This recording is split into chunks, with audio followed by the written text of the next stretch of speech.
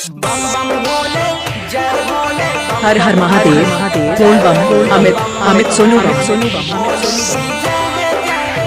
सचिन चौक घोर बांकी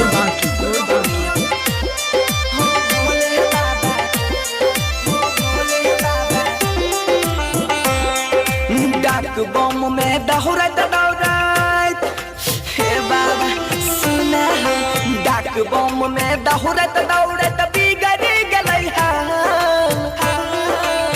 रोहनिया से शादी कराई दहो भोले बाबा जलवा चढ़ाइबा 5 साल रोहनिया से सदिया कराई दहो भोले बाबा जलवा चढ़ाइबा 5 साल। बोल बन जाने वाले भक्त गणों से अमित सोनू जी की तरफ से शुभकामना। अमित जी की तरफ से बोलबम की हार्दिक शुभकामना।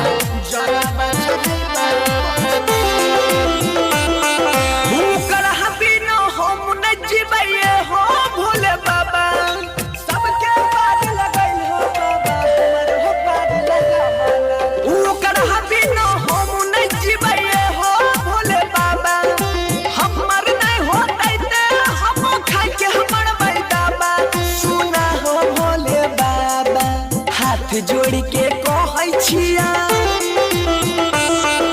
हाथ जोड़ के कहै छिया फेंक अपन जाल रोहनिया से सदिया कराई दहो भोले बाबा जलवा चढ़ाइबा 5 साल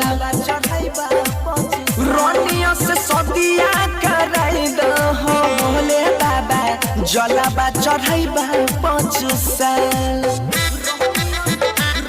आप सभी भक्त कांवड़ियों का बोल बम अमित सोनू बम हार्दिक अभिनंदन करता है और करता रहेगा। सचिन चौक घोर बांकी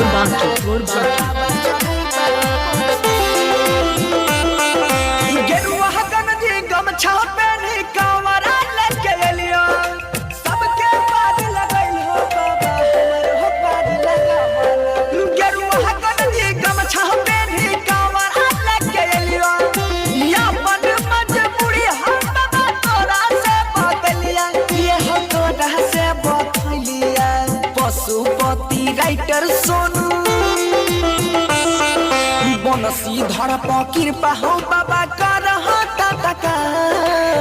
रोहनिया से शादी कराई दहो भोले बाबा जलवा चढ़ाइबा 5 कृपया डीजे के सामने से हट जाए। Sound testing. बोल बम अमित सोनू बम सचिन चौक घोर बांकी चढ़ाइबा 5 साल।